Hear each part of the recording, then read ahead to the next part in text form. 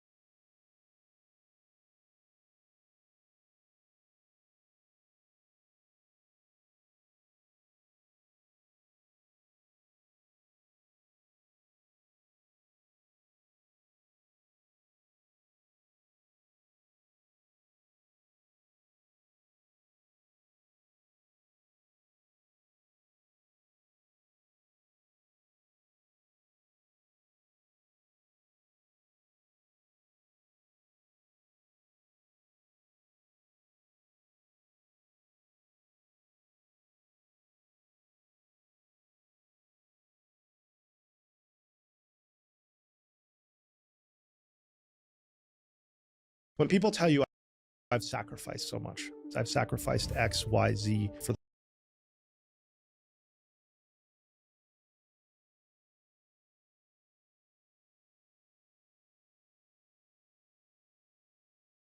The plane took off.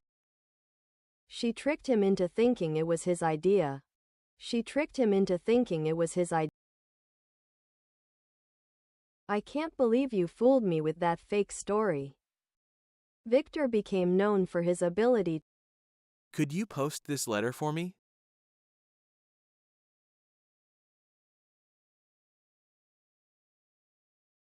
He said the partner's actions felt blatant, like they weren't even trying to hide it. His first big breakthrough came when Racing Penguin became a hit.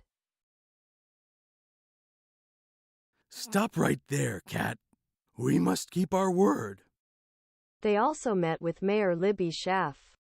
They also met with Mayor Libby Schaff. He was shocked by how ruthless some investors could be. We'll have to call the plumber. I reached out to my friend when I needed help. Though it certainly piqued your interest.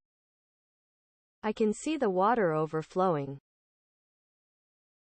I can see the water overflowing.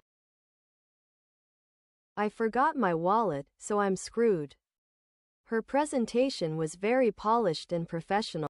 A settled way of life. Security forces were given sweeping powers to search homes. Security forces were. He employed his leisure, although her degree was in art history. The same thing applies to crawfish. The feeling was mutual when they met. Amy recently lost a breast to cancer. I forgot to bring underwear. He said the partner's actions felt blatant, like they weren't even trying to hide it. They also met with Mary. The same thing applied.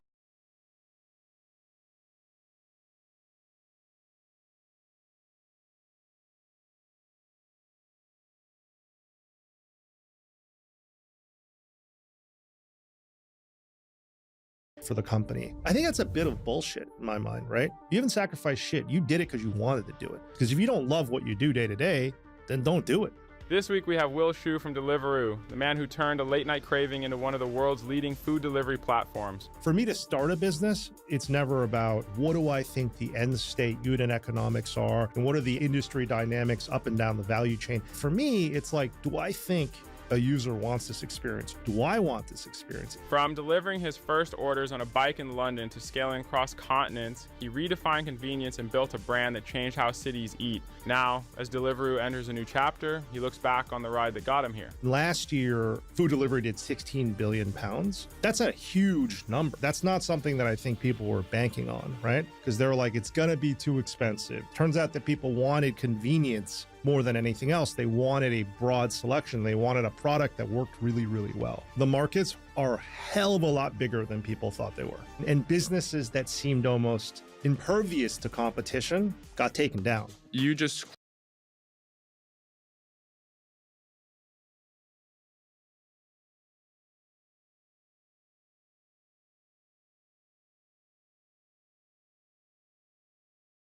Lost in a lot of competitions like in math, physics, also swimming. And because no one was really preparing me for these competitions, for math, physics, and then initially I was losing them. And because I was so competitive from the childhood, I really kind of learned myself to work hard, to compete. I was so competitive from the childhood.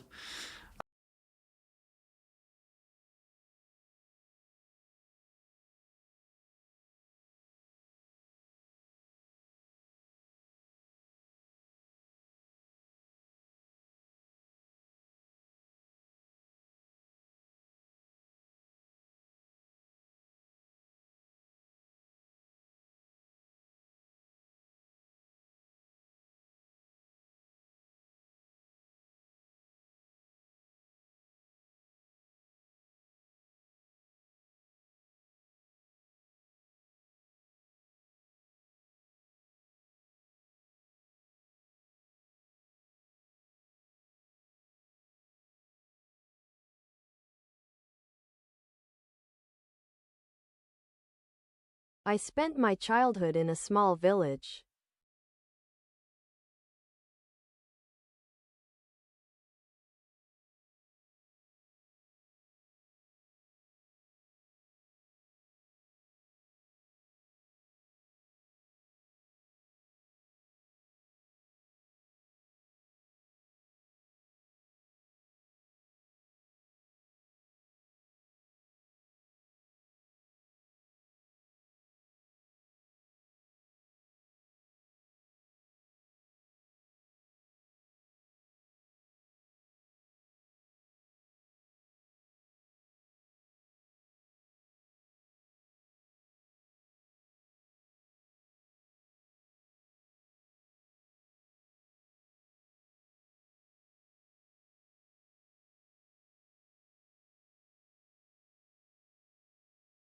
I really kind of learned myself to work hard to compensate for someone else preparing me, because I was competing with other kids who had parents preparing them for Olympiads.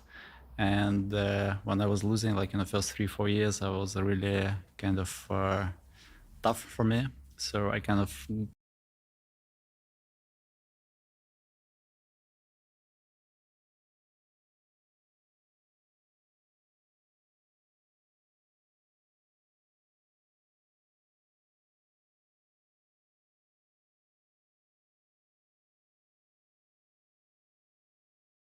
The exam was really tough, but I passed it. get used to, working hard and then putting myself 100% in something I want to win. And was math and physics like you're like a Math, physics, economics as well. economic reason from a young age? Well, not from a young age. I think, I started competing in Olympiads and economics when I was probably like 13, 14 years old. Is it like science Olympics? Is that the kind of? Science, yeah. So it's very mathematical, yes. But is it the kind that goes to like the International Physics Olympics, like IFO, Yeah, or it kind, does, those kind of it competitions? does, yeah. Did you ever go to? Do you do well, or do you kind of?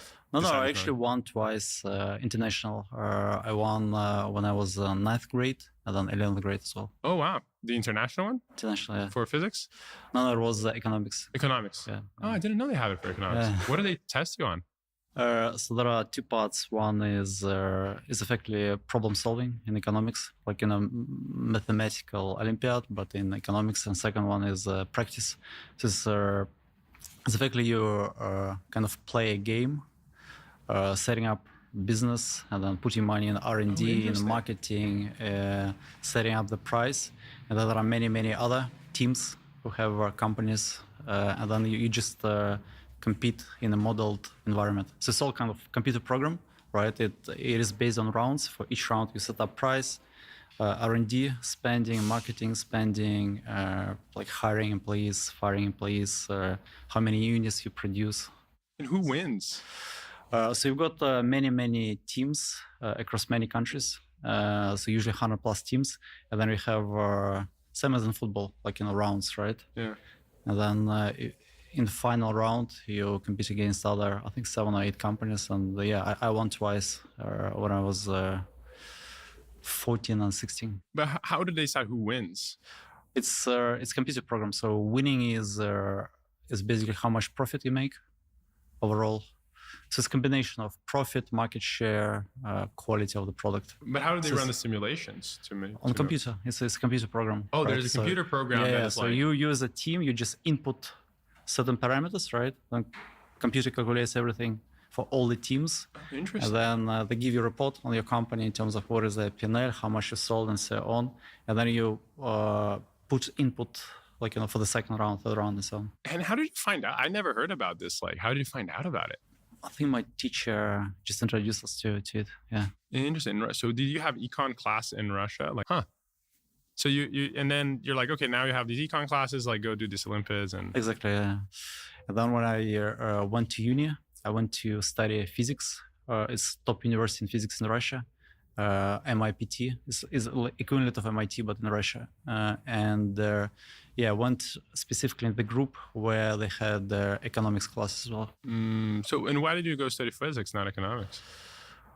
Just because it was the best university, and I always thinking it doesn't matter where you study, it matters how they develop your brains. And then in my mind, economics was much easier compared to physics. And I was actually living alone since I was 13, 14 years old. And then I stayed with my brother. Oh, interesting. At the flat, and then I continued school. So you're living by yourself since you're 14. It was very cool. Yeah. Yeah, that's very interesting. That's like a different thing. It's funny. I actually had a similar experience. I went to do exchange programs, which kind of living in a family, but then I kind of was living by myself since 15, 16. And I definitely think that living by yourself, makes you an adult faster. 100%. Yeah.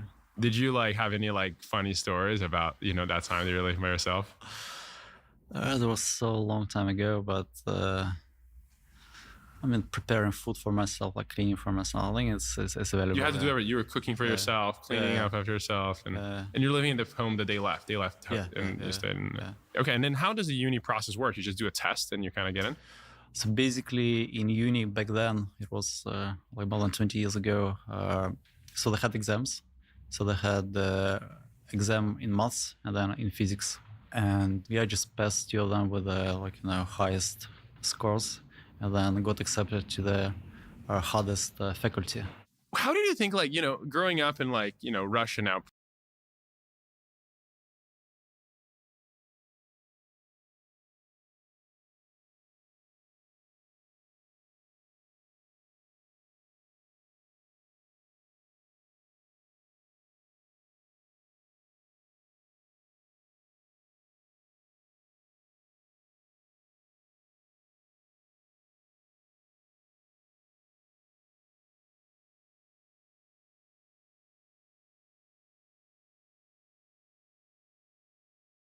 She works in the Faculty of Medicine at the university. pre-Soviet. Like, what did you think about the U.S., the Western world? You know, like, what was the kind of like narrative that you grew up with about what was the U.S., for example? I mean, to be honest with you, back then there was no real narrative. I remember when I was studying in the university, a lot of people. So basically, I was studying physics, and then simultaneously I got accepted in the best economics school in Russia as well. So I was finishing actually 2 universities simultaneously. Oh, so you went to Yeah. sorry, during your physics one, you applied to the other one too? Yes, so basically physics I was doing for 6 years university. So it's standard bachelor, you do 4 years, and then 2 years you do master. So when I done bachelor, I also applied for master degree in economics and finance in like top university in Russia. So I was finishing 2 masters in parallel for physics, and Oh then wow! And they were both in Moscow. both in Moscow. Yeah. Okay. Yeah, back then a lot of people they wanted to go to do PhD in American universities, even myself. Yeah. Thanks God I haven't done it. Yeah. Yeah, you don't seem like the PhD kind of guy. And then back then, what actually changed my opinion on PhD because all their trading houses and investment banks they came to recruit all the kind of brightest graduates from physics and economics in Russia. So I just decided to kind of change career path from PhD to go work. To go into work. Yeah. But like, you know, the USSR had like a very different economic model for a long time, right? Like, did you study the economic model or like, you know, it was like, how do you even think about, was it fully capitalism economics or like, were there other ways when you're studying it? No, in Russia actually, so USSR collapsed when I was 8 years old, right? So I actually observed all the kind of capitalism, right? And it was like pure capitalism. Yeah. Because there was nothing, and then suddenly all people started, building businesses, trading. So you were seeing that from very close. How did it feel like? Like, what did it look like? Like now, I think I was too young, right, to get something done. So I kind of, observed everything as a kid. Yeah. But I haven't done anything myself because I was, too young. But you were observing it, right? I was observing it. Yeah. What did you think? Like, you were thinking like, hey, I need to start a business because everyone's starting businesses here is making money. Like, is that kind of the conclusion you got? Or I just observed that like a lot of people, become rich. You see like different cars. You see people buying cars before they didn't have cars. And for me, it was like motivation to kind of, earn money. Yeah. What was cars? Like, you were really into cars growing up? You're like, as a kid, as a young kid, yeah. Yeah. You're like, oh, I want to get me money. I'm going to buy this awesome car. Yeah. Like for me, when I was growing up, I was just a tall kid. I'm like my height since I'm 14. Yeah. And sometimes I traveled and I just want, one day I'm going to make money. I'm going to go in business class, because like this fucking economy seat, I don't fit in it, It's terrible. I remember that being a big motivation.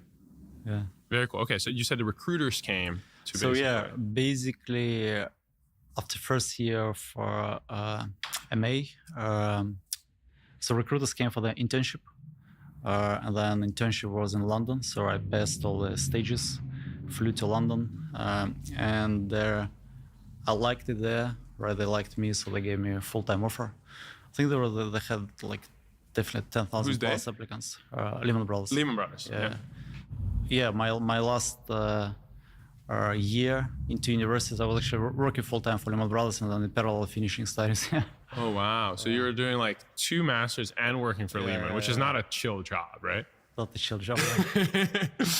To be honest, university last year was pretty chill, so it wasn't that hard. Yeah. And did you want to leave Russia? It was a good opportunity to effectively learn how things work abroad, it's just cool. And you thought at that time that you're going to go back or no? I thought actually that I would work for someone for 2 years and I start my own business. In Russia or outside? Doesn't matter. I just wanted to start something on my own, but then in reality, then Lehman Brothers collapsed, and I went to Credit Suisse, and back then I was on a work permit visa, so you can't really resign from the bank and start your own business because then you will lose access to the country, right? So I had to wait, I think 5 years until I get passport, and then the day I got passport, I just resigned. Oh wow! So you're at Lehman, and what was your first job? What was the kind of trading? Yeah. And what was the it's probably like a very, it's a very intense, I imagine it's a very intense culture. Like, what was the culture like when you joined? It was actually quite fun, right? And, I was always, enjoying trading myself because, back then I thought it was like quite intellectual challenge to... What were you trading? Options. Options. Yeah. But in reality, option traders are not really speculating in the bank. I mean, they are speculating back then, but majority is just market making, right? So you make prices on different derivatives. When customers come, they buy or sell to you. So explain to the audience how it works, right? Like, what was options trading job in practice doing there? Well, you just come in the morning, right? Usually come 6:30 a.m. Before the market opens. You have a book, right, where you have all your positions. Market opens, then you have incoming requests. Okay, some customer might buy puts or calls. Or So like I want to buy like I don't know, a 6-month call from Barclays at like $30 a share or something like that. Someone shows up. Kind of, yeah. And but sizes are usually large because they're all institutional orders, so they usually quotes in tons $5 of million millions. or Yeah, 10 5 million. or 10, or sometimes $100 million as the index. Then you make a price, and then they trade with you. You effectively put it on your book. Then you hedge position. Then you go through a broker to hedge to resell this option to some other bank or some other client. So it's just market making. And you were the one doing that. You're like talking to customers on both ends, or you're getting some sales guys. Sales guys were bringing deals. Yeah. Sales guys are bringing deals. You're doing the job of like finding out what's the right price. Yeah, you just as a trader, you're just ensuring that you make the largest P&L on your book. As simple as that. So you need to hedge the book. Sometimes you also take prop positions because you think market goes up, market goes down. And was there anything you learned in uni that was helpful for this, or no? You had to relearn everything. No, you had to relearn everything. Yeah. Just the core math that you learned in university. I mean, reality back in uni, I was studying like Blackstone-Scholes models, how to price options as a course. But reality, when you work as a trader, as a market maker, you already have tools which price options for you, and you just become so much more practical in terms of how you value options. Okay, so then you're at Lehman, and you were a trader, and then it collapsed, right? Like you were there when it collapsed. How was that? I think I was like 22 back then. And, 22. That's crazy. It was fun experience. So tell me, like, what's the play-by-play when it collapsed? You were there. So on Sunday they announced that Merrill Lynch was bought out by government or bailed out, and then Lehman Brothers was effectively let go. So on Monday I came to work. All the systems were closed. You can't trade. And there were like other 200-400 traders on the trading floor, no access to the systems. You just sit there, and they were all playing the same computer game. Which one? Some shooting helicopters. Yeah, Okay. web-based. The only game which was not blocked by corporate system. Wow. But like, were the days before, did you already think it was gonna happen? Like, was there No one ever thought it would happen. To be honest, it was like completely unexpected. Wow. So like on the Friday, you're like, I'm just gonna come to Monday, and then Monday they showed, it's like, oh fuck. Yeah, it's done. But to be honest, I was very young and very confident in my abilities to find any other jobs. So you weren't scared? No, not at all. For me, it's like interesting what happened. Yeah. Yeah, good learning. Completely, exactly. Is there any learning that you took at that time about like, what to do, what not to do, life, anything that we were thinking at that moment in time? I mean, to be honest, I was so confident in myself that, I in my mind, I can do anything. I would never be without money or something. Yeah. Where do you think all that confidence kind of came from? Like, did you just win a lot when you were? Yeah, exactly. I think, when I was a kid, because of all these competitions, because you build certain track record, also because, universities were very hard with exams. You kind of learned how to. And you were always like number one or something? Then you were like. First 2 years in university, I was always top grades and so on. But then I started working as well, and then I realized, going deep into science is not for me. Yeah. So I started doing some side projects, started working as well. Like what side projects? I was just to make money, different things. Because back then, a lot of students were trying, for example, buying cell phones, selling cell phones, this kind of things. Interesting. So you got into the buying cell phone business? Yeah. Interesting. How did it work? Like, was that kind of your first, business? I mean, initially I thought I lost money, right? But then, I actually made it all back, and I think I made 5 to 10x on what I put in. But what was the business like? What was this buy and cell phone business? So basically, there were guys who were who had their, I think, one shop, and it was really, going well. They were selling cell phones. They wanted to expand. Like a retail shop, a normal retail shop. Yeah. So I gave them money, and they went into the business, but then business didn't do well initially, so that we lost it all. But how do you get the money to give them at that? You're so young, right?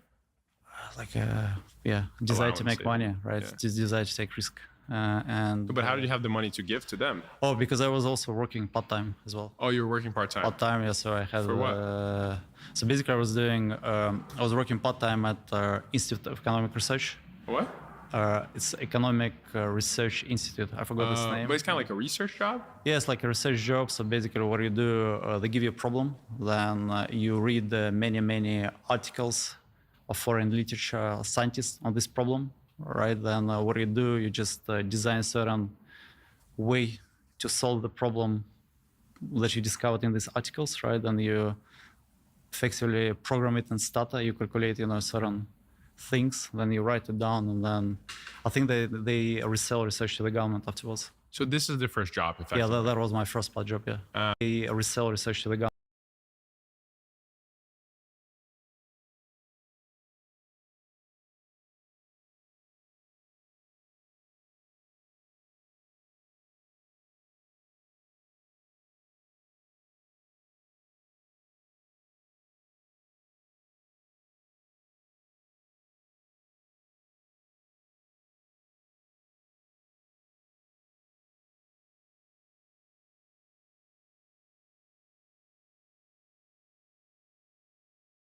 He buys old books and resells them online.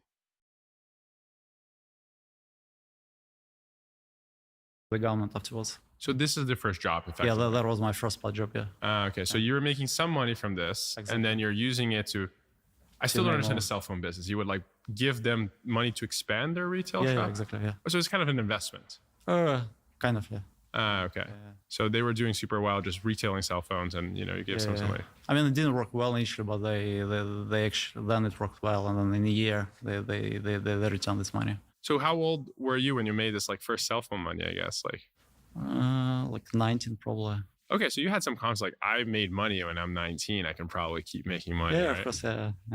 Because I think there's a lot of people that that's not their they're 22 and they're not confident, and I think that's it does seem like a pattern I see in a lot of people who are successful, that they're just hyper confident when they're young. Exactly. I had the same thing. I was 100% sure everything was gonna work for out. me the same. I was 100% sure that I can make money. Yeah. And I try to describe that to people today, and sometimes I come out as not relatable, because people are like, what do you mean you were 100% sure? I just don't.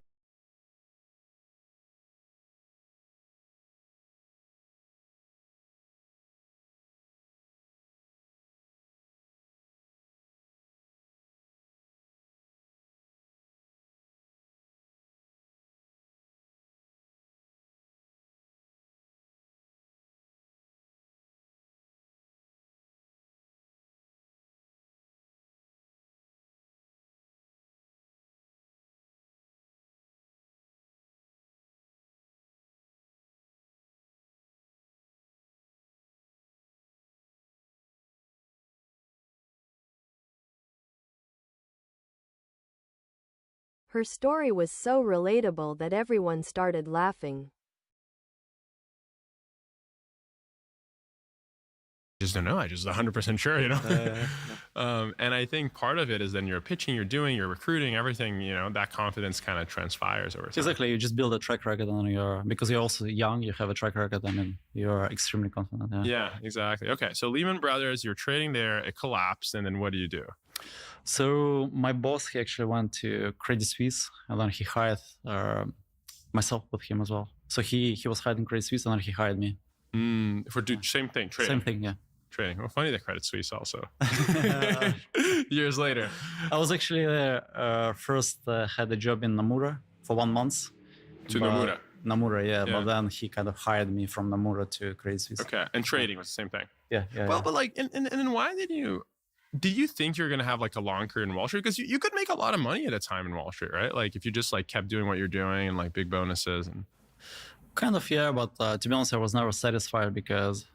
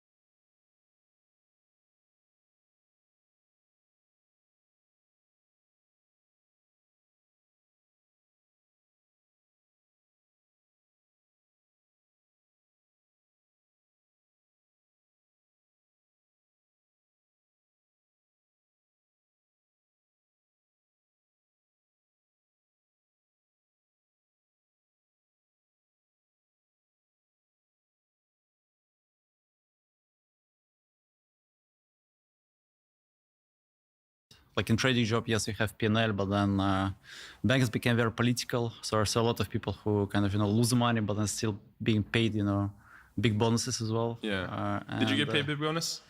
Yeah, of course. Yeah. Yeah? What was your like first bonus? Do you remember? First bonus, I don't remember. Yeah, but it was like Orders maybe of $500,000 or something. What? Yeah. But that was your first bonus? Maybe a bit less, but it was like definitely close to $500,000. That like kind of like order of magnitude. Yeah, when I like started properly trading. Yeah. Makes sense. And what were your like kind of hobbies at the time? Like what were you doing as kind of like outside of work around this time? So I loved windsurfing. So I started, windsurfing. Oh, where did you windsurf? I think initially I started probably in Egypt. Egypt? In Dahab, yeah. That's where I learned windsurfing. And then I actually switched to kitesurfing after I went to Dahab, or probably I went to Croatia, and then there wasn't enough wind for windsurfing, but kiters still were kiting, so I decided to switch to kite. Do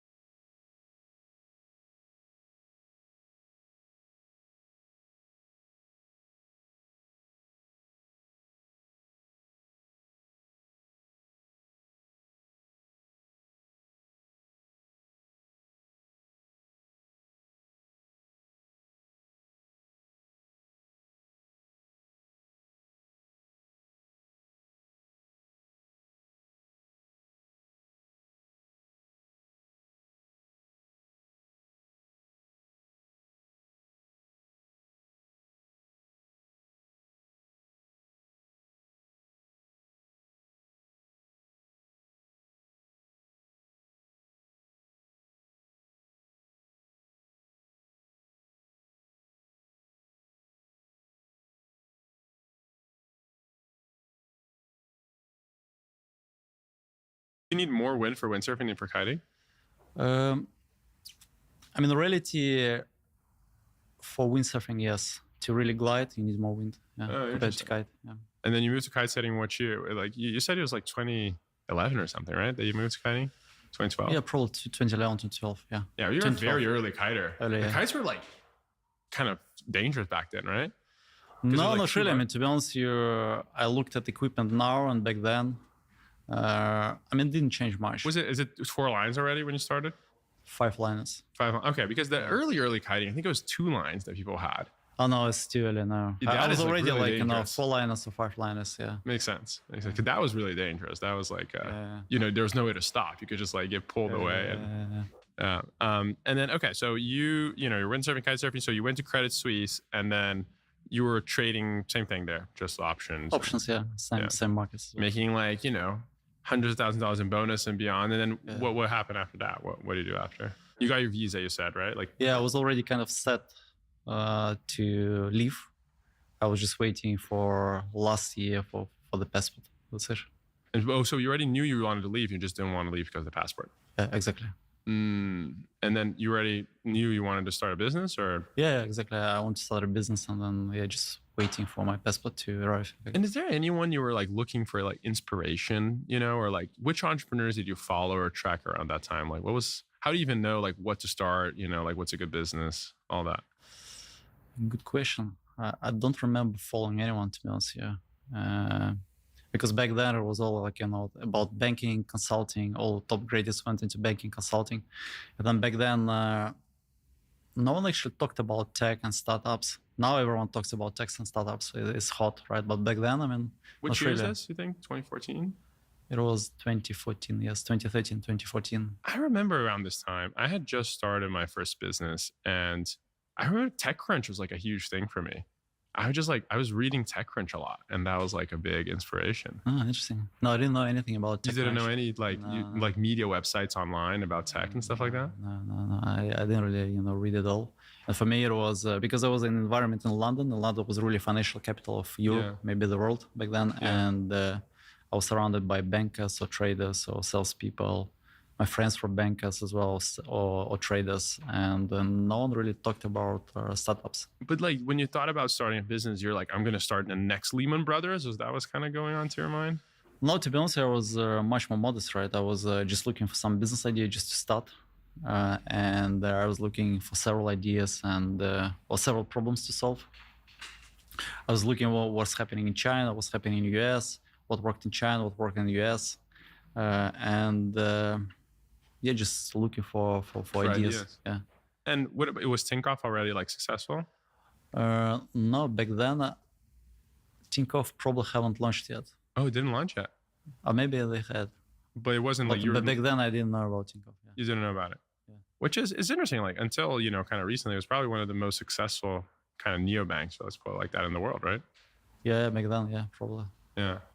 And so, but what about like venture? Like, did you know that VCs would invest in startups? Like, was that a thing? You're like kind of like aware? And no, back then, no. I just I had this desire to build something myself, right? To be kind of independent of all these bosses who I thought they are not very clever. And just left, had this idea about a card with zero effects and transfers. So before we get into Revel, like what were the other businesses you considered? Like what were you? So I was looking at, what was it? Loans business, like, micro loans business.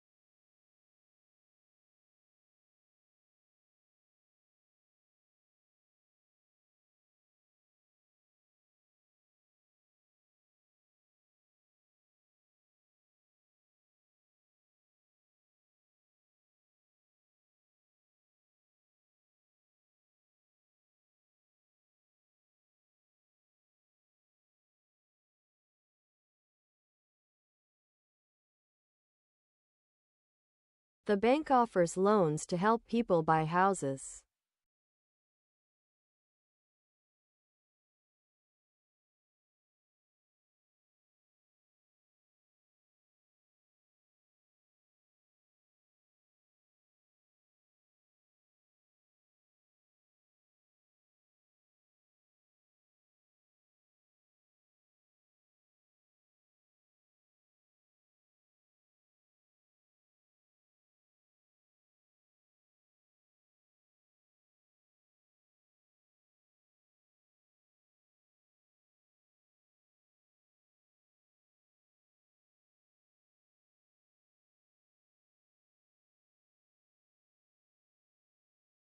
Microloans? Yeah. Then I was looking into all in Europe, or were you looking like just UK? And then I was looking for a marketplace. I think buying and selling clothes. There was some kind of social network in China back then that really took off, and I thought maybe I just copy it in Europe. How would you finding out what's happening in China? Like how were you even knowing that? I was just researching on the internet, trying to find some business ideas. Yeah. Interesting. Was there anyone that you got really close to doing? I think I selected 3 or 4 ideas, and then I just went with Revolut. Do you remember what the other ones were? So yeah, last ideas were loans, right? Micro loans, like fast digital, because I think back then there were no service who would give back loans very fast.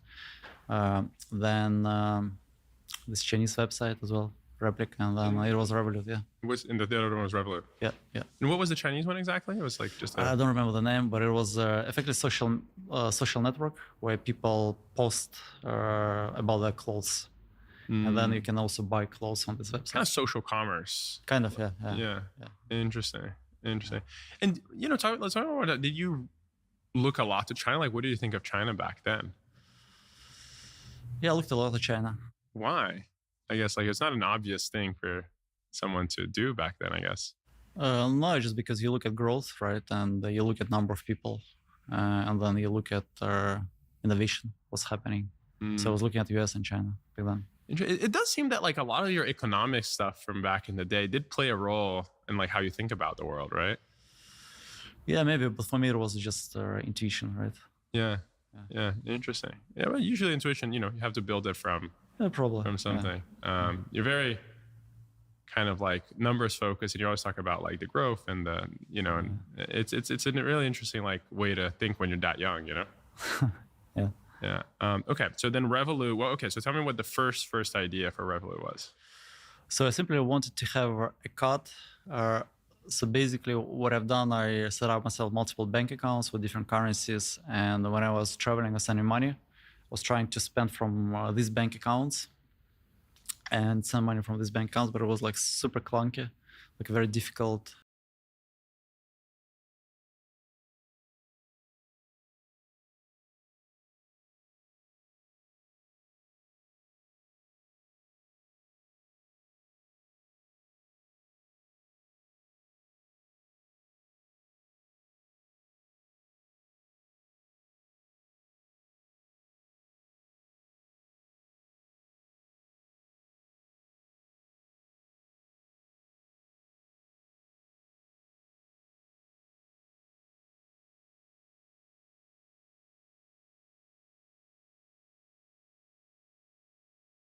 The old computer is too clunky and slow to use.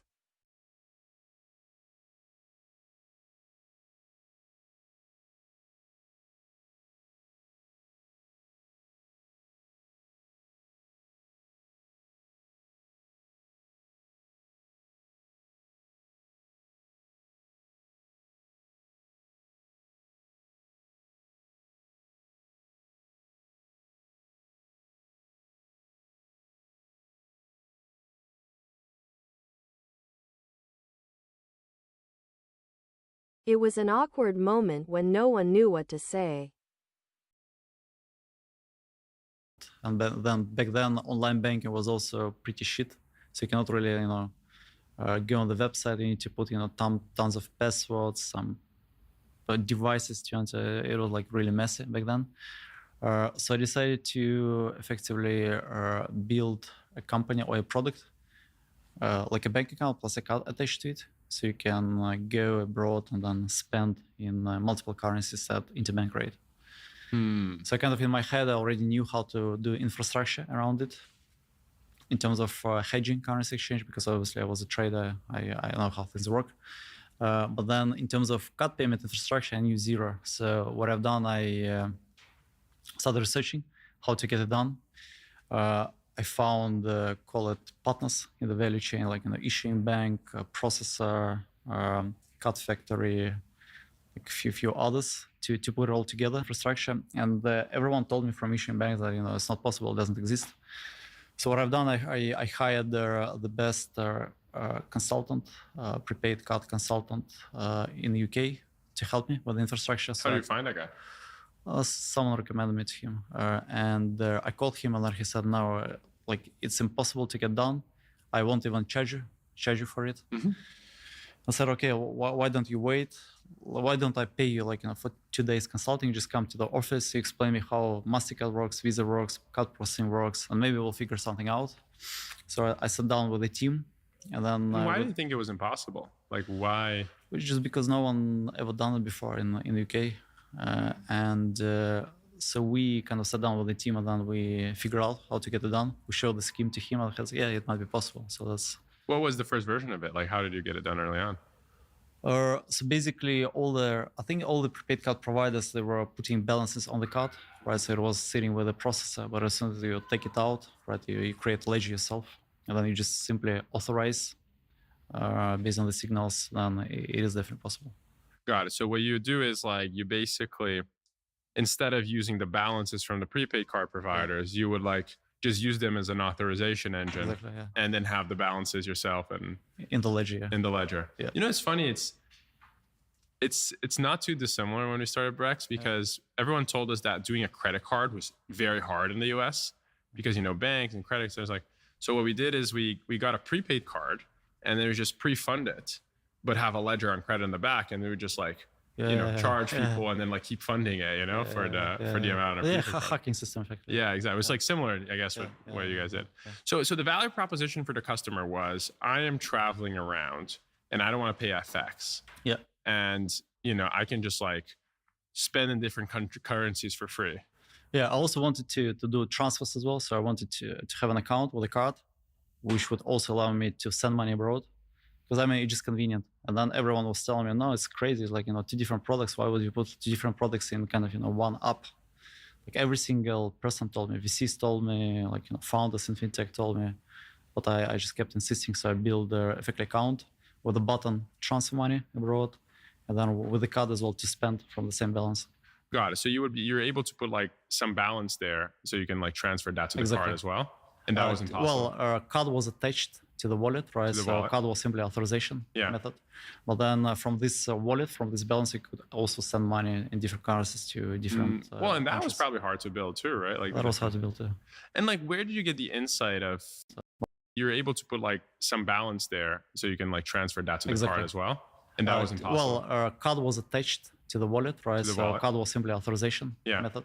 But then from this wallet, from this balance, you could also send money in different currencies to different. Well, and that was probably hard to build too, right? Like that was hard to build too.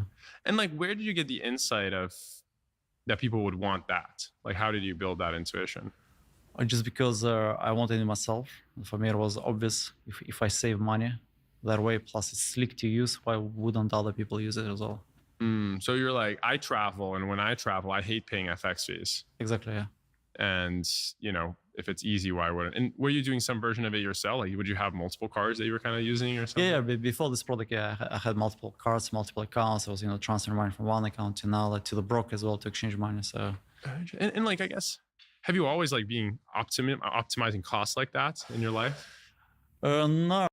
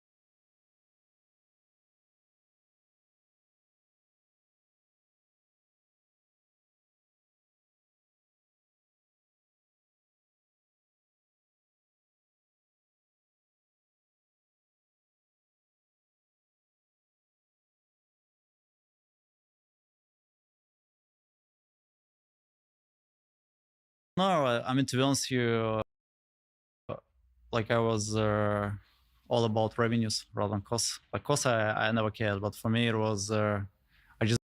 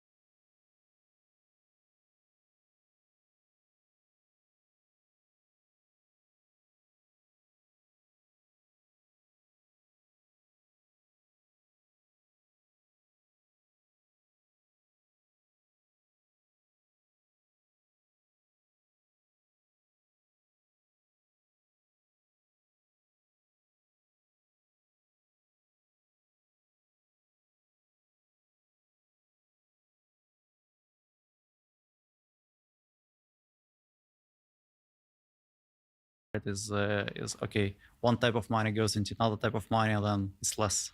For me, it's waste. It's commodity, right? So it's you felt that like growing up is not that you were super focused on your costs. You would like spend money, no problem. Yeah, I was like completely wanna, like, opposite, waste right? money. I didn't really care about costs. For me, it was always okay. I need to make more money, and then Yeah. costs. I mean, it doesn't matter, right? Because okay, you reduce costs by 10%, 20%, revenues can grow 1,000%, 10,000%. But waste is kind of what bothers you. Waste is always bothering me. Yeah, I want to be as efficient as possible. Oh, interesting. Interesting. Where do you think that came from? Like, is there anything that? I don't know. I was always perfectionist in what I do, right? And for me, to get something done well, I do not want to have waste. Yeah. And for me, it's like Interesting. Okay. So then you're doing this first version, and how long did it take you to? Did you code it yourself? Like, how do you get the first people to code it? Did you raise so money? basically, so I done first research myself, like figure out that it's possible, and I got contracts done with all the providers. And you had a little bit of money at this point yourself, right? Because you had made some bonuses and. I had quite a lot of money back then. Yeah. Oh, you did? Yeah, Okay. because of trading, right? Trading. And basically, so first, because I was very new to tech, right, and to development, I hired kind of outsourcer, like a team on outsourcing to build a product. Yeah, like Then- you like engineers. Engineers plus design on outsourcing, and And you paid it yourself out of your own pocket at this point. I just paid them, like transferred money to them. They were freelancers. But like it wasn't venture money yet. It was your own money. No, it was my own money. Yeah, and so basically we kind of build their. So we built something, but I think back then it wasn't really working, and it was like a very bad quality. So I very quickly realized that outsourcing doesn't work. So I kind of no. Now I learned how to do.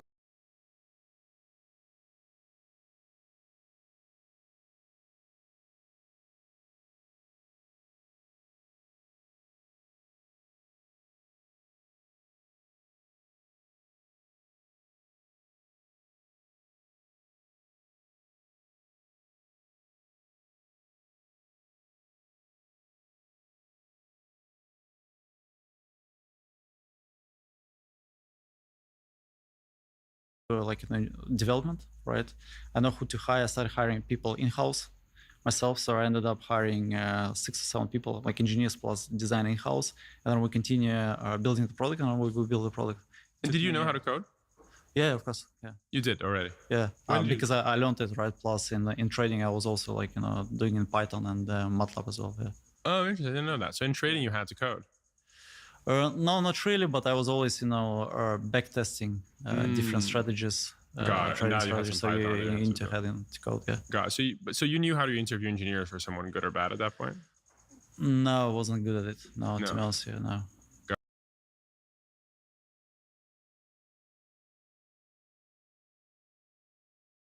Got it. So you just hired people that you thought were smart.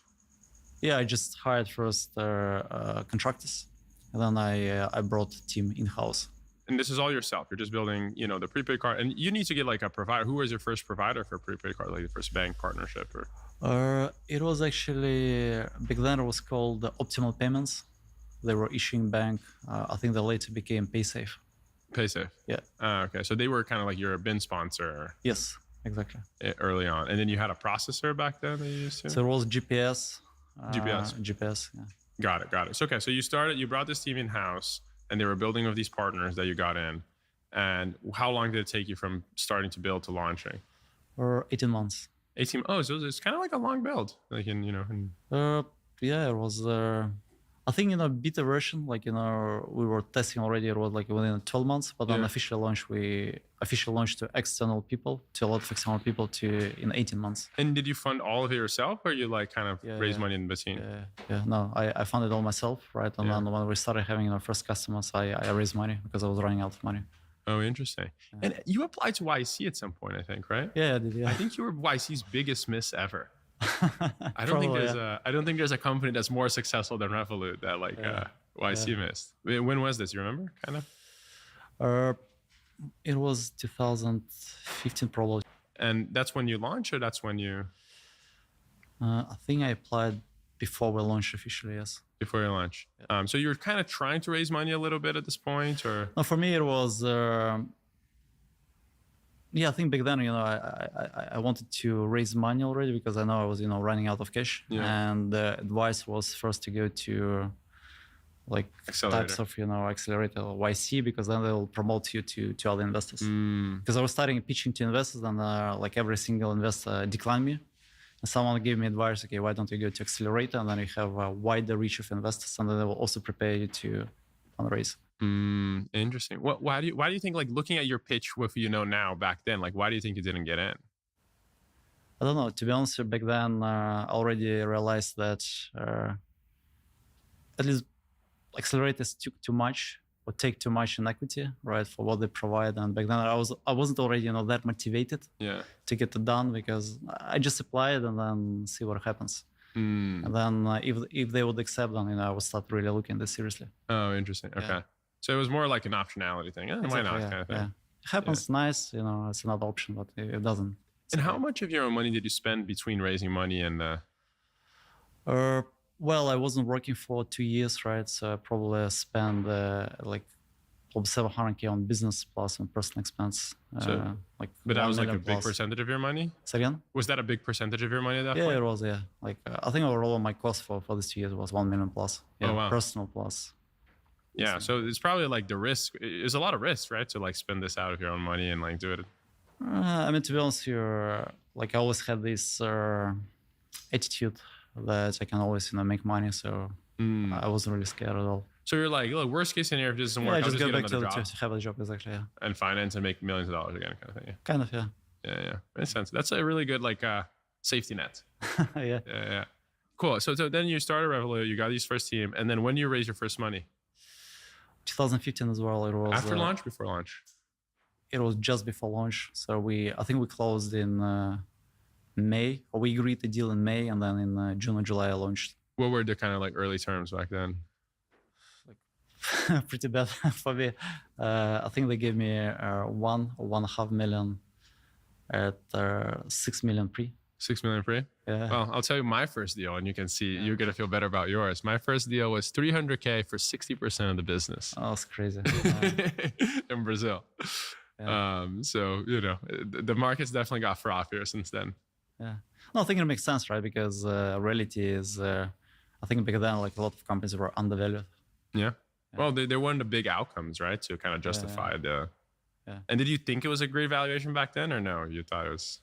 Okay. I was running out of money, so I took whatever I can. Like whatever. But did you think, wow, I got a great deal, or no? You were like, I got a shitty deal, but it is what it is. No, I wanted to take money as soon as possible, and then just focus on. So you won. You're like, hey, I won. I got money, which is what I'm. Yeah, and then because I was already fundraising, it was I spent already like 5 or 6 months fundraising. Everyone said no. Oh, so wow. for me it was. So it was a hard fundraising. It was super hard. Yeah. Interesting. It was London, right? Plus, in London there is no kind of. Back then there wasn't that many VCs, so it was very, very hard. What was the biggest pushback that people had back then? I mean, they were all saying, no, like unit economics doesn't work. How you make money? It's monetization. Yeah, they were so kind of spreadsheet focused rather than product focused. And for me, it was always, I'll figure out economics later. I just need volume first. And was that very obvious that you were going to be able to monetize to you? For me, it was obvious because, again, this mentality that I can effectively compete, right, with other organizations or other people. Because, okay, I was in Canary Wharf, which is London's financial center. You look around, all these, huge buildings, huge banks making a lot of money, right? And then, okay, they make money. How come I wouldn't be able to make money? So you were like, hey, if I compete with these guys, I'll win. Yeah, of course. So therefore, I just need some volume so I get to compete with these guys. Exactly, yeah. Very interesting. And no one believed me at the same time. Like, unit economics doesn't work. So the first product was this, you launch, and was it like instant product market fit, or it took a little bit to kind of get it right? It took some time. So it took, like, I remember we had one sign up a day, then went to 5 sign ups a day, 10 sign ups. Suddenly went to 100 sign ups a day. So it just. And retention was always good from the beginning, or no? To be honest, like first 3-4 years, I didn't even measure retention, right? All these things. I was so focused on product. Yeah. On product. Yeah. Infrastructure, product infrastructure. Yeah. Interesting. And then how how long was it just like one product? Or like two, I guess, the wallet and the card.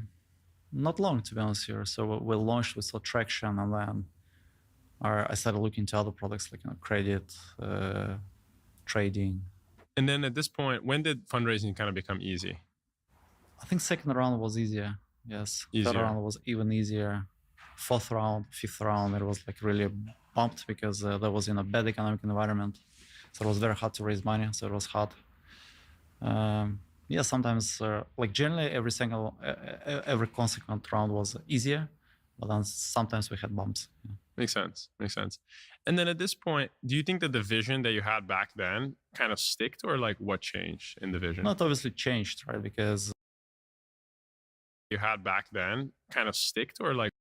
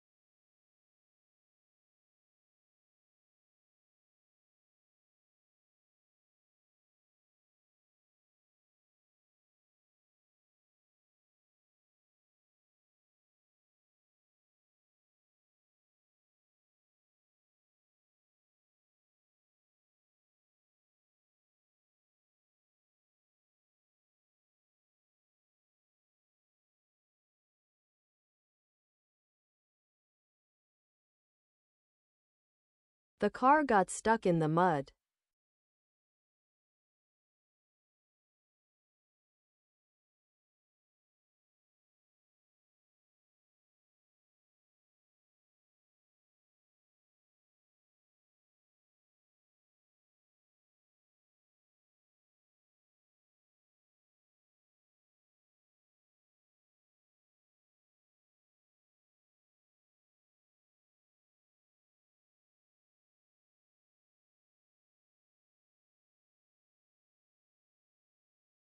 The dog ran through the mud and got dirty.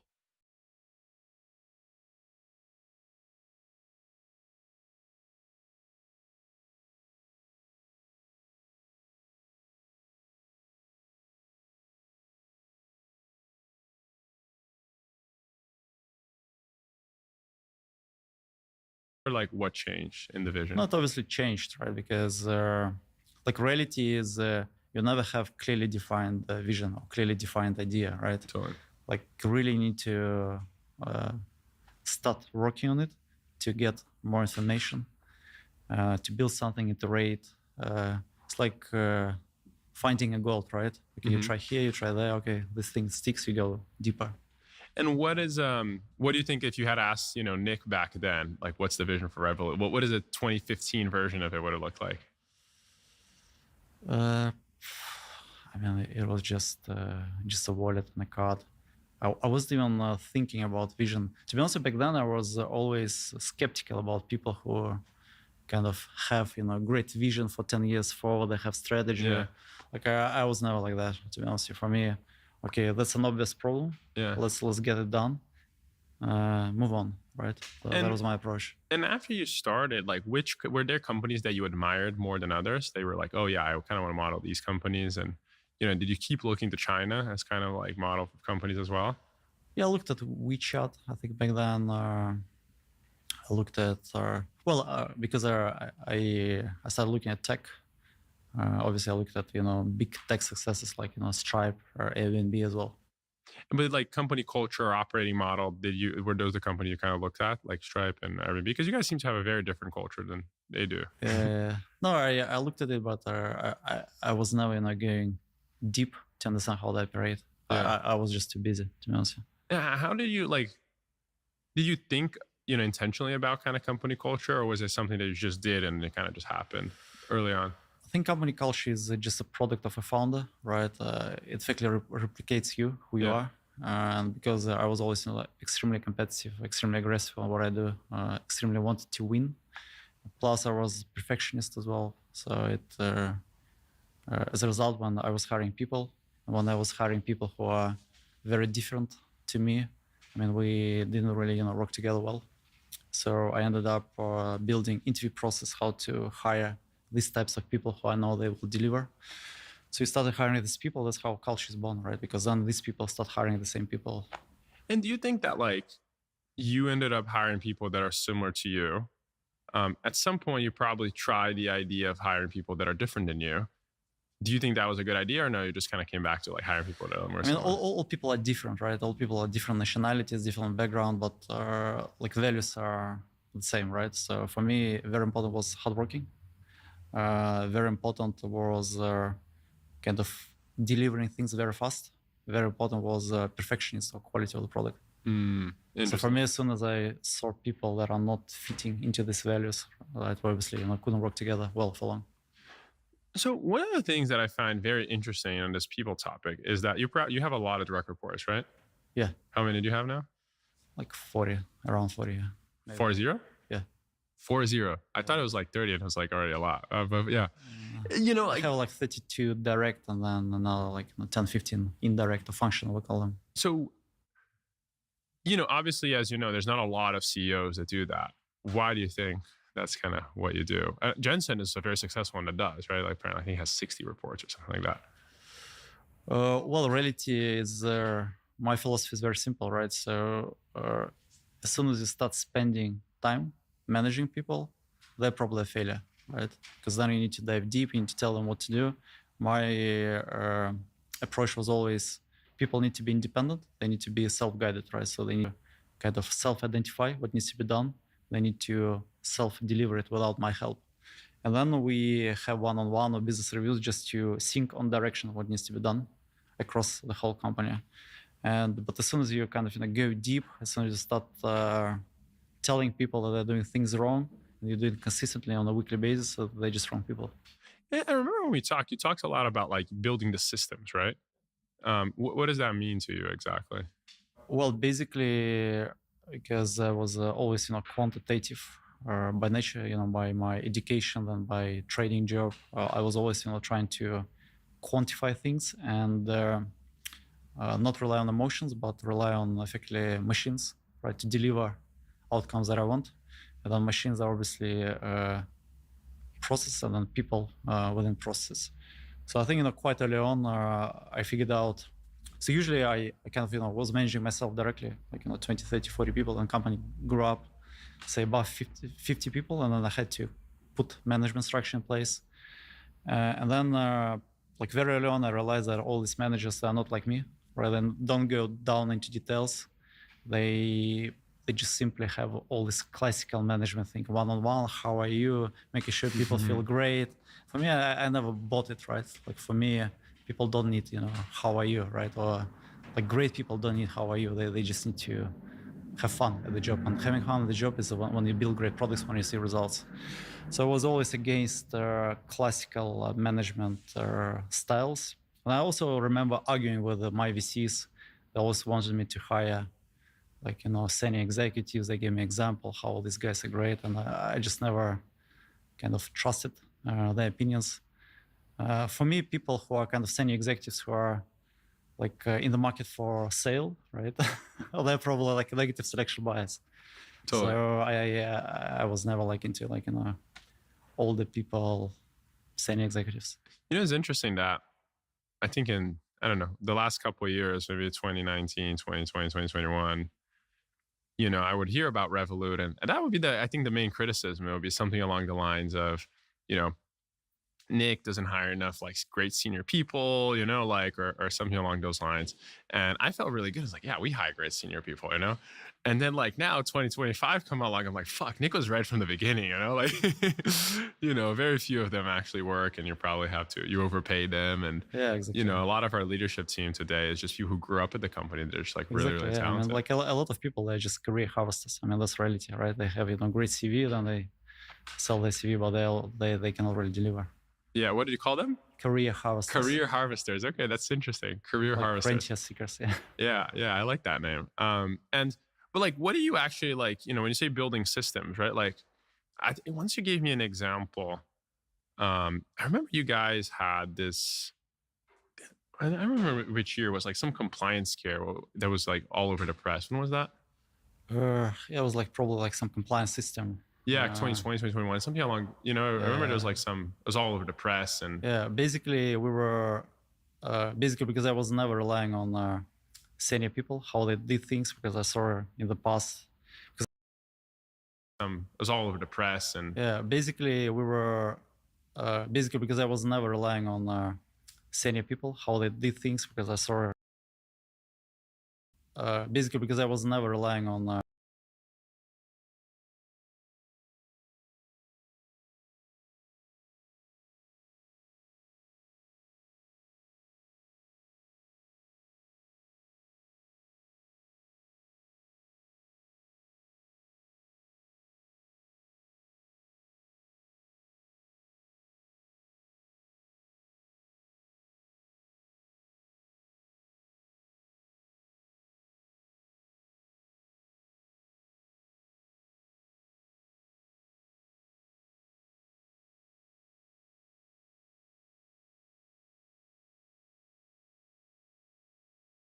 She's relying on her friends to help her move.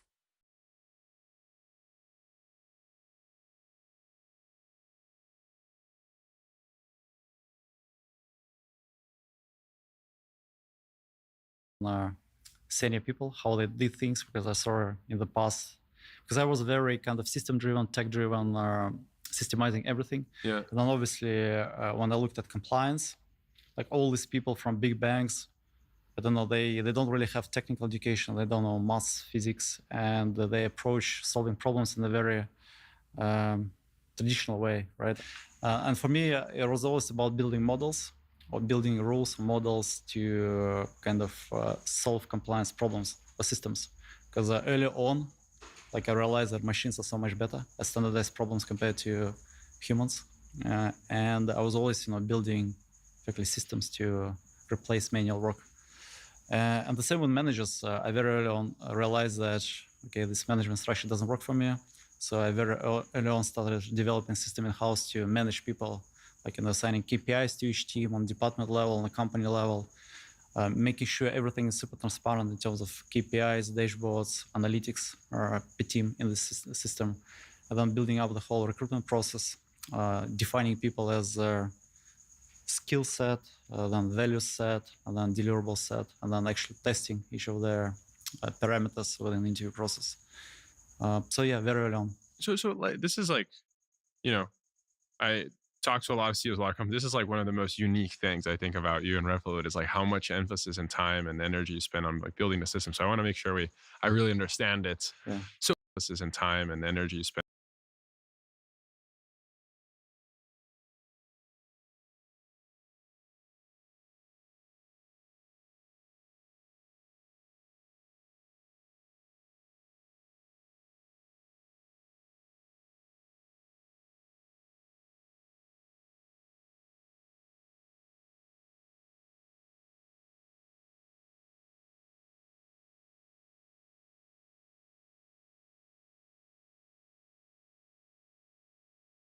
The teacher put emphasis on the importance of practice.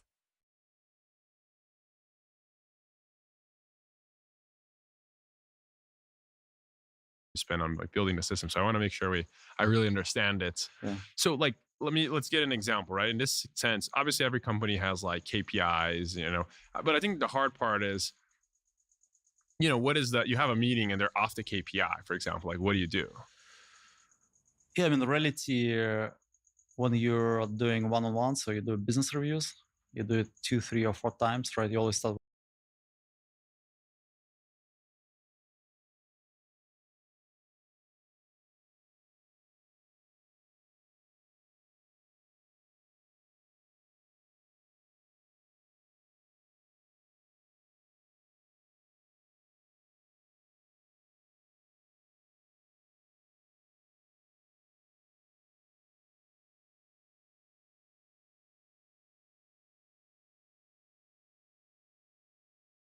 Our team's main KPI is customer satisfaction.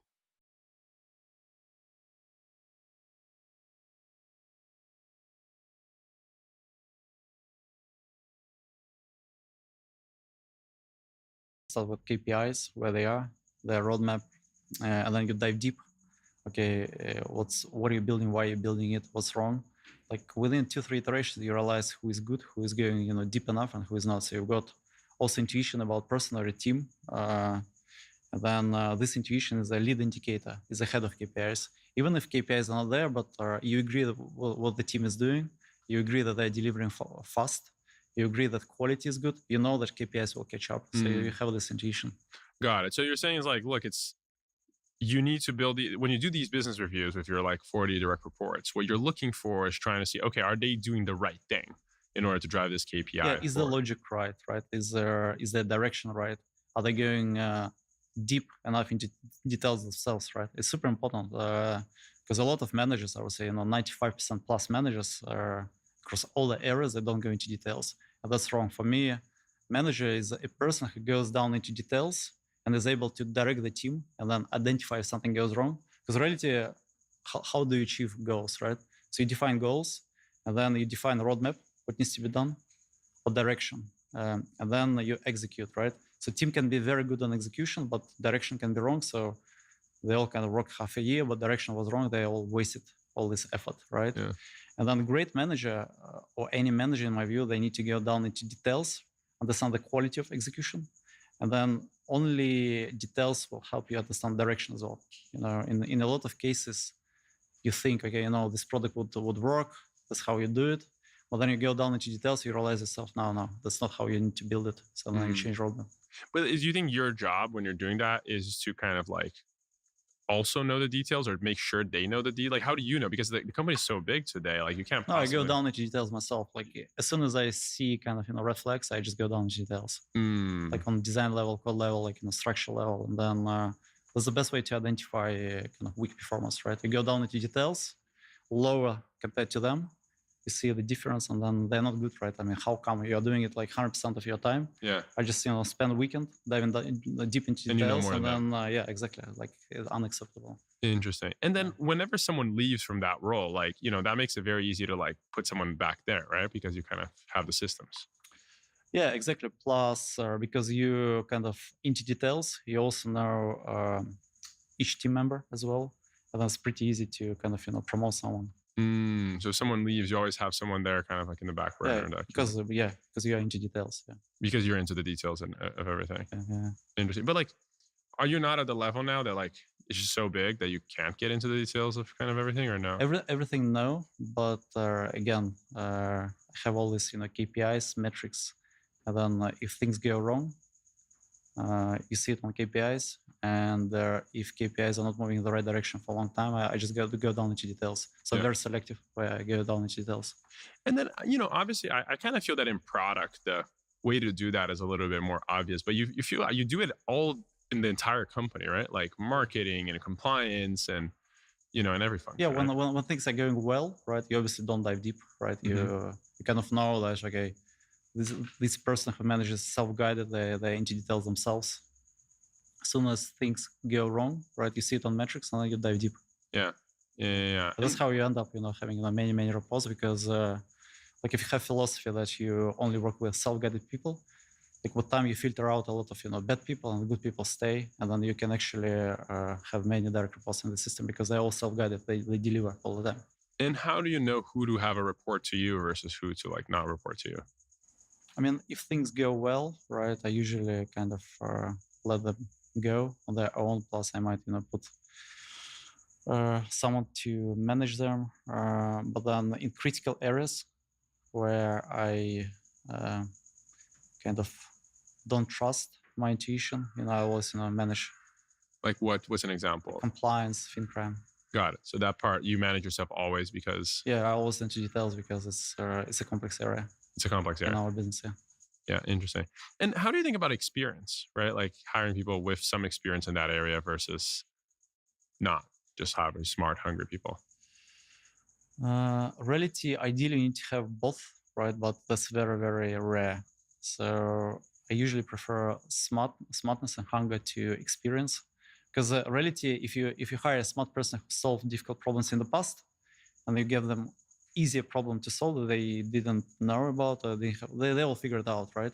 But as soon as you hire a smart person and you give them super complex problem they haven't resolved. So above their IQ level, then they will fail. Hmm. And then in a lot of cases in finance and they will they Have someone there kind of like in the back burner. because you're into details. Because you're into the details of everything. Yeah. Interesting. But like, are you not at the level now that like it's just so big that you can't get into the details of kind of everything, or no? Everything no, but again, I have all these KPIs, metrics, and then if things go wrong, you see it on KPIs, and if KPIs are not moving in the right direction for a long time, I just go down into details. So Yeah. very selective where I go down into details. And then, obviously, I kind of feel that in product, the way to do that is a little bit more obvious, but you feel you do it all in the entire company, right? Like marketing and compliance and, and every function. Yeah, when things are going well, right, you obviously don't dive deep, right? You kind of know that, okay, this person who manages self-guided, they're into details themselves. As soon as things go wrong, right, you see it on metrics and then you dive deep. Yeah. That's how you end up, having many reports, because like if you have philosophy that you only work with self-guided people, like with time you filter out a lot of bad people and good people stay, and then you can actually have many direct reports in the system because they're all self-guided. They deliver all of them. And how do you know who to have a report to you versus who to like not report to you? I mean, if things go well, right, I usually kind of let them go on their own. Plus, I might, put someone to manage them. But then in critical areas where I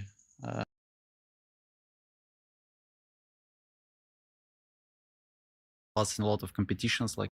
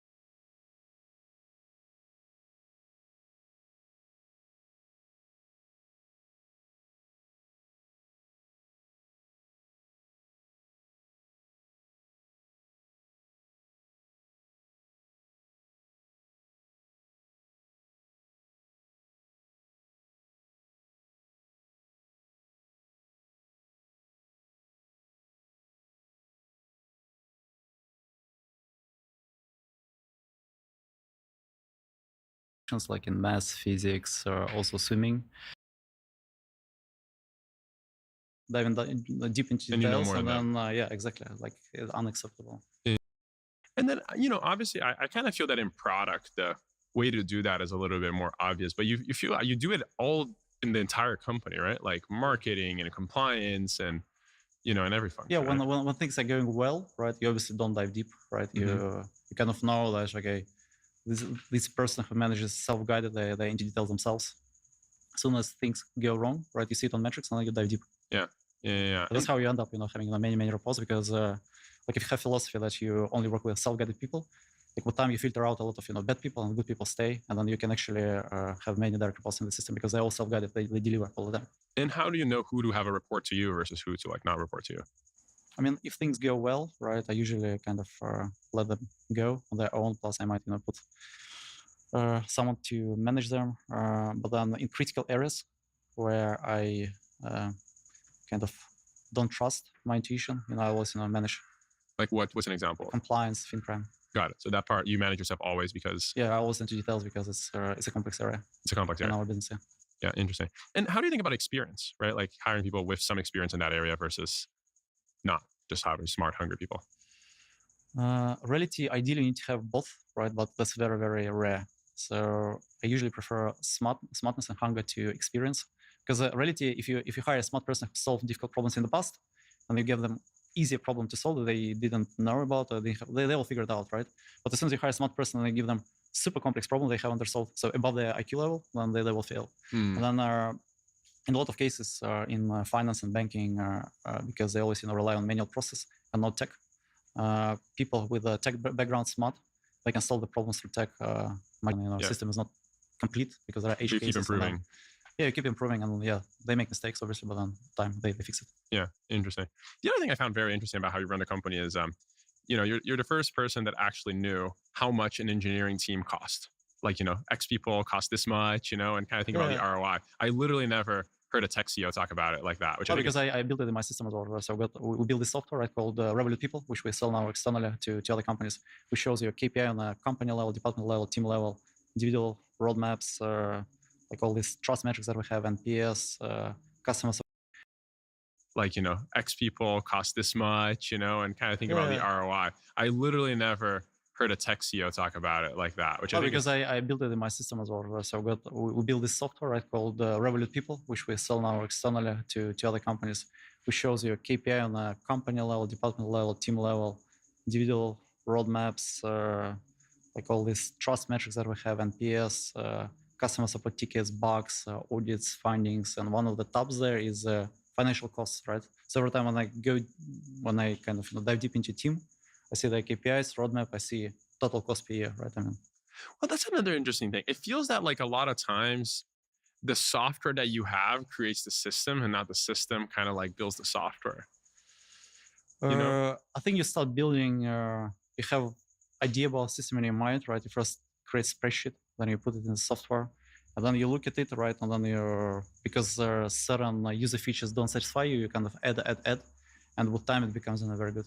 But like, I kind of keep thinking about kind of like HR software. And I feel that like, for example, it's kind of hard to pull from traditional HR software and like everyone's salaries and like, allocate that across teams, like if you use Workday or something, it's like not the easiest thing in the world to kind of do that. Yeah, exactly. That's why I built my own system. Yeah, no, that's what I'm saying. Like, I feel that then a lot of companies just say, okay, like given this is the software, I'll adapt my system instead of being like, well, this is my system, what software can kind of support it. I mean, that's also the reason why kind of we generally don't do acquisitions because, again, I know how much one team of 10 people can deliver, how much it costs per year, right? I know how long it takes to create a bet, which is similar to the product you want to buy. And then buying is always so much higher compared to building, right? Yeah. So I kind of ended up passing a lot of deals. Yeah, no, it's very interesting. And is launching a country similar to like how much it costs to launch a country and like all that? Yeah, exactly. So before I wasn't running expansion, and we kind of did it all wrong. I think just back then we were not ready, to be honest, system wise, people wise. Started doing myself and systemize it, and we approach each country as a new bet. So there is a clear playbook what needs to be done. So we first hire a very small team, including CEO. They are tasked to get banking licenses. After they get the license, there is a kind of launch stage when there is a clearly defined roadmap for every single central team to deliver this country. Then after product is launched, we go into onboarding optimization, retention optimization, unit economics optimization. after these metrics are hit, then we switch on marketing engine and then acquiring more customers in this country. And in this case, like you're describing now a little bit where you're kind of coming up with that, for expansion. That's like your job. Yeah. You're coming up like, hey, this is our playbook for expanding to a new country. Yeah. Before it wasn't done in a very structured way. That's why we kind of failed. Do you feel that's true for like a lot of things in the company? You're the one creating what the system is, or do you think actually, ultimately, you end up solving the hardest problems, right? Because in reality, okay, you've got your good people, but then something blows up, right? Yeah. That means that like raw horsepower of this person was not enough to solve this problem, right? And then you put someone else, but it still blows up, right? Then you jump on it yourself and then solve it. So you end up, kind of be the last line of defense. That's another interesting insight about executives. That I think like these expensive executives, they also don't like if you do that. They kind of like block you. Yeah, exactly. That was like, wow, really? Yeah, like they really do kind of like block you because they're like, well, that's my job. If you're doing that, what am I supposed to do? Kind of thing, right? And you're too close to their shit and they don't like it. Yeah, because then you will figure out that they're not good at what they do. Yeah, no, I think that's definitely seems like a big superpower from you guys. It's like you're just so close to the details on like everything. Yeah, exactly. I think you need to have a very high level and then very low level. It is super important. Otherwise, you cannot identify people bullshitting you. So what's the version of very high level? Well, high level, you kind of oversee all the portfolio of products that you have and portfolio of countries, just high level metrics. Okay, things are going well, not well. And then if things are not going well on numbers, you just go down deep into details and then you figure out problems. Okay, is it onboarding problem? Is it like financial problem, unit economics, or is it like product problem? Then just going on the level 0 and then understanding what went wrong. Like usually 95% is just wrong people doing the job. Yeah. Not detailed enough, not good enough. What about competitors? Do you think about it? No, not really. I mean, to be honest, I obviously watch them, but early on, since I was a kid, my kind of attitude was always not worry about competitors, but like every day, what you do, you just need to be at 100%, right? And then even if you lose, you know what, you've done everything, right? I mean, it's a bad luck or you are not as good. But as soon as you are not kind of 100%, then if competition wins, you don't know, they won because they're better or because I didn't put additional energy, right? So every day I want to be at 100% so I don't have regret in the future, right? That's my approach. Like every day 100%.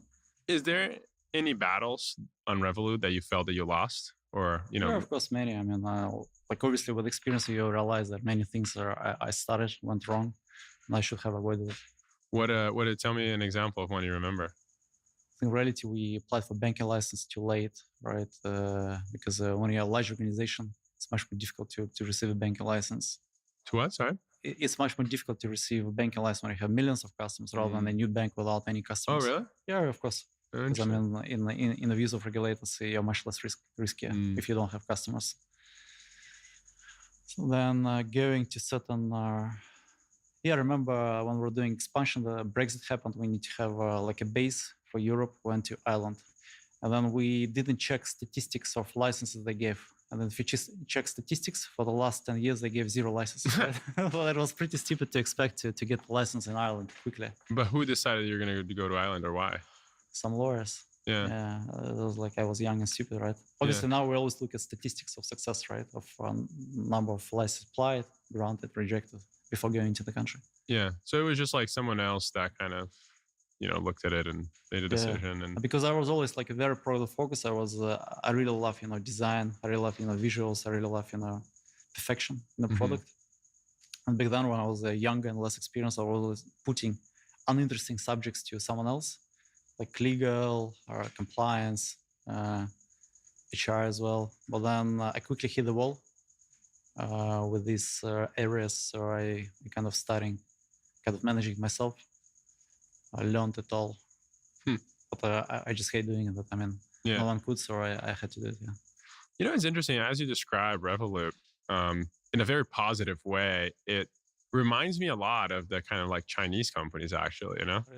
Yeah, it's an interesting trip. It's like, it reminds me, a lot of stuff you're saying is things that I've kind of like seen there in a very positive way. Like, I think you've obviously done an unbelievable job, I think it's very important to look systemically at things, right? Yeah, yeah. More than like the U.S. companies, I feel you feel a lot more efficient and disciplined than most U.S. companies. Yeah, US is a large market, right? And like almost unlimited capital as well that you can Yeah. raise. So if you show traction, product market fit, okay, they throw at you infinite amount of money, right? And then you can afford not to be efficient. Obviously, as a company scales, they become and grow up, and then they ask for profits. Then a lot of companies start cutting costs, renegotiating vendors.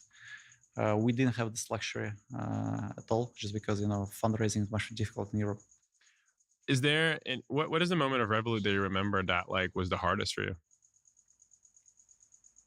Like a lot of negative media in the beginning, right? Was pretty hard because it was really unfair and dependencies when you start, when you're not a bank. You rely on issuing bank and process and so on, and they're so bad at what they do.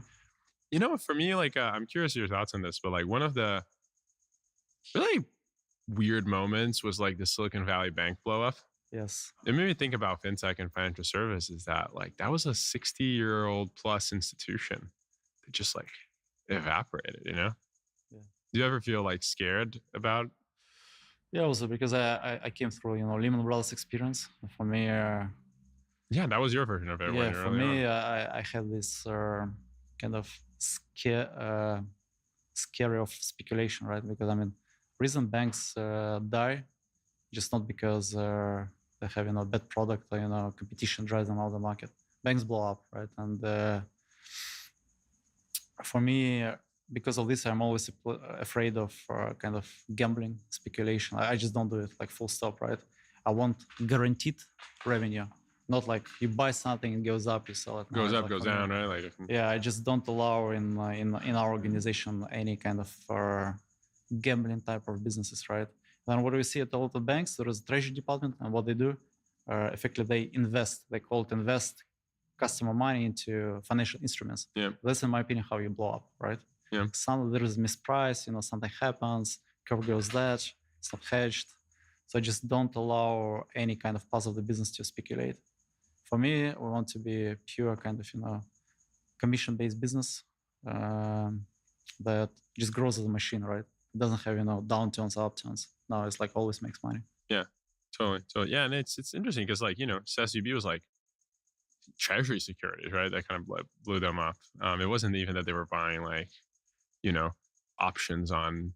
No, it's DV1 risk, right? I Yeah. mean, if they effectively borrow from customers and then the long-term bonds. Yeah, it's duration. Yeah, duration. Mismatch,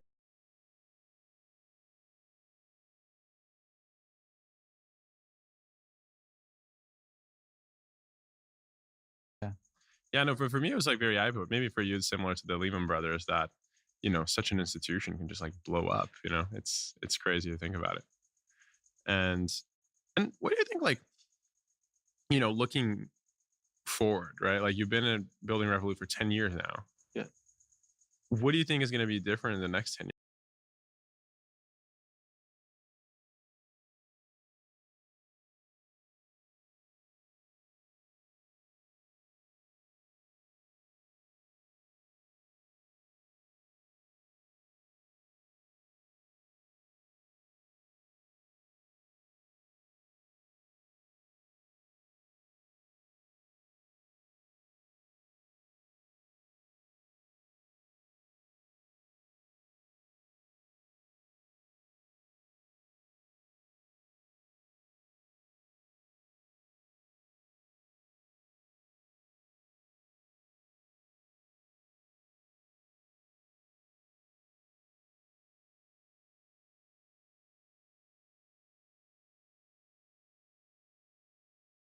Years.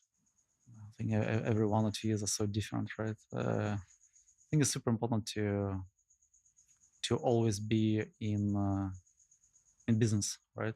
Because you see all these things happening, like before it was crypto, That was AI. AI, and now it's LLM, which is a really big thing. Yeah. And you always need to kind of dive deep and understand what you can apply to your business. I think it's very valuable. What is that version for you guys in Revolut? What is LLMs going to do for you? Just we again build almost everything in house.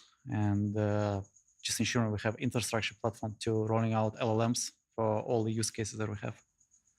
And the same thing for models as well, like machine learning models. So just like finding is it mostly cost cutting, you think, that's going to be applied? Or is there anything customer facing? In our customer facing as well, but we're very focused on kind of improving all these corner cases processes that are served by people. So for us, it's very important to have them automated. And you started a fund a couple years ago, right? Yeah. Yeah. Why did you do that? To be honest, I was very angry with certain investors I had. Why? And I don't remember the reason. I don't remember exactly the reason, but I thought, you know what? Like, why are you so dependent on you, right? And why don't I compete with you? Right? That's how it started. Yeah. Interesting. What do you feel towards investors today of Revolut? Look, I mean, they have business to make money on founders, right? And sometimes, obviously, as a founder, right, I sometimes feel there is a lot of free ride. Yeah. On what I do. But I mean, it is how the world works. But do you think as you became an investor, you have more empathy towards them? To VCs? Yeah. Or less? You're kind of like, oh no, yeah, actually. No, just because I'm doing it in a very different way, right? And for me, it's more like a statistical investment rather than what they do. Looking in the eyes of founder, okay, is it a good founder or not? Is it a good business model or not? So for me, it's rather model driven than human. But there's a lot of like after making the investment decision, how you deal with the company, right? Yeah, for me, to be honest, I think great founders, they just don't need you help, right? It's if someone needs a lot of help, I mean, it's like the same in business, right? It's the same with my direct reports. If you want self-directed people, yeah, if they need my help a lot, I mean, they're the wrong people, right? And for me, it's just easy to write it off. So do you think that founders should maximize valuation in every round as much as possible, given, nothing else matters? Pros and cons, right? So if maximizing valuation distracts you from building business, and then if you're running out of money, then probably not.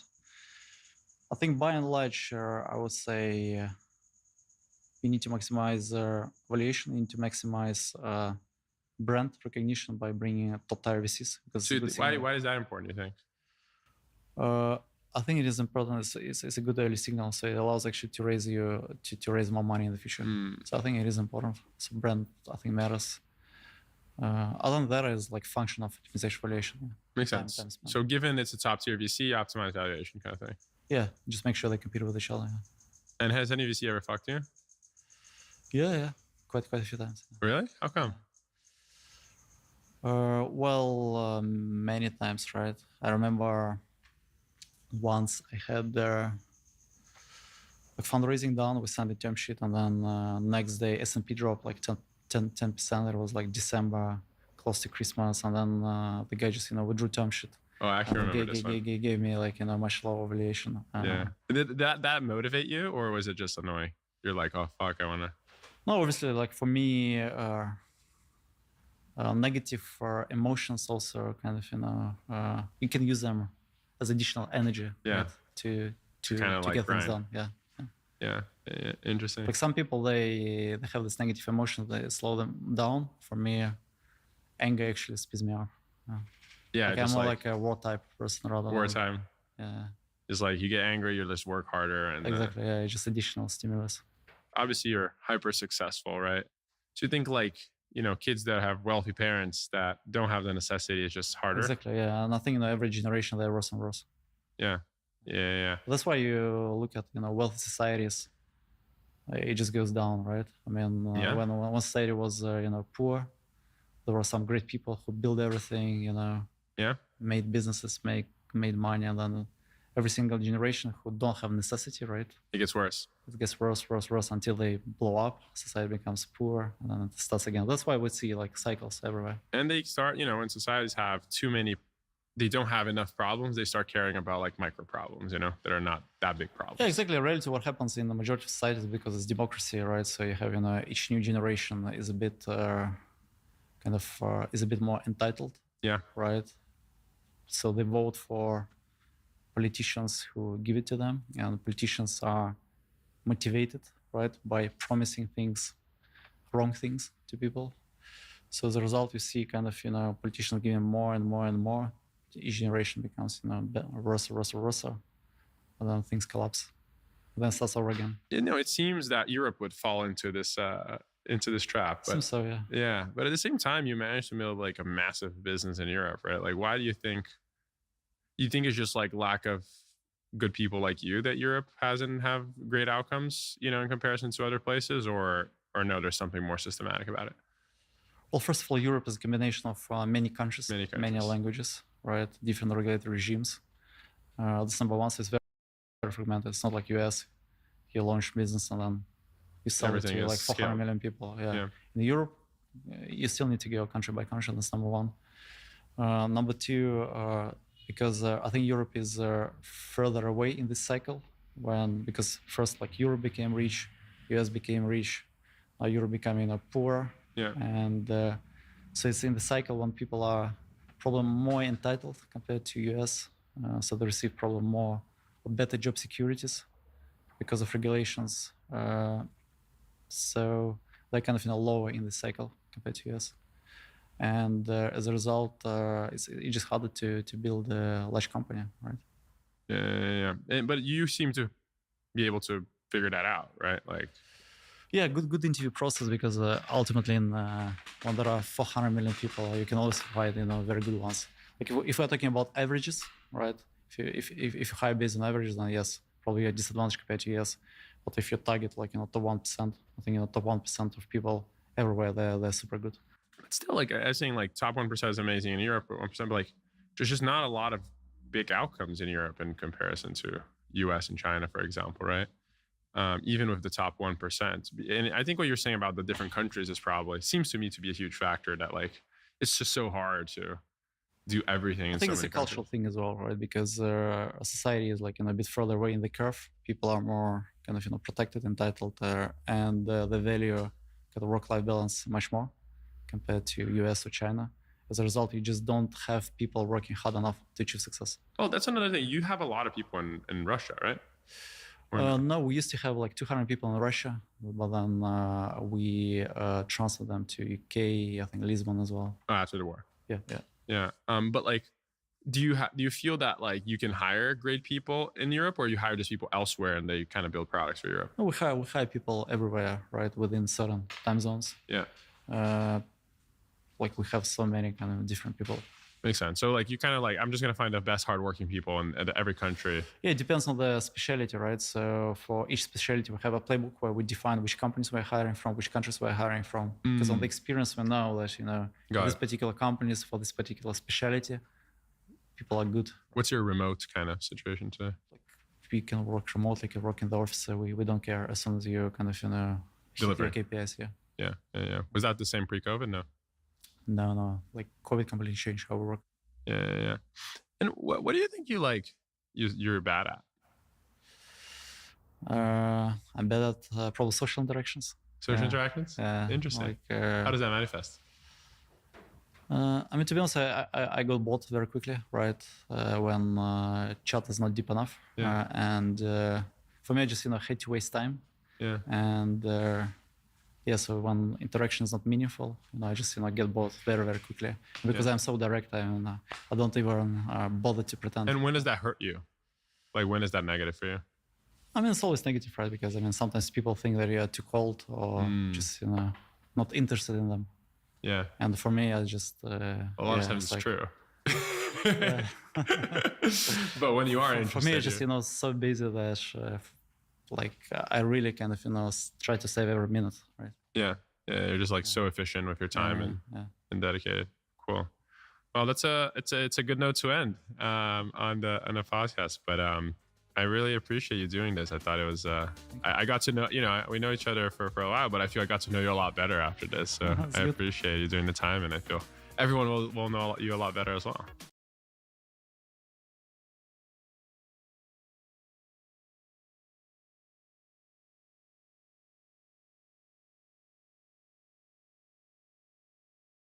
Falta só um pouquinho de mais de 10 horas.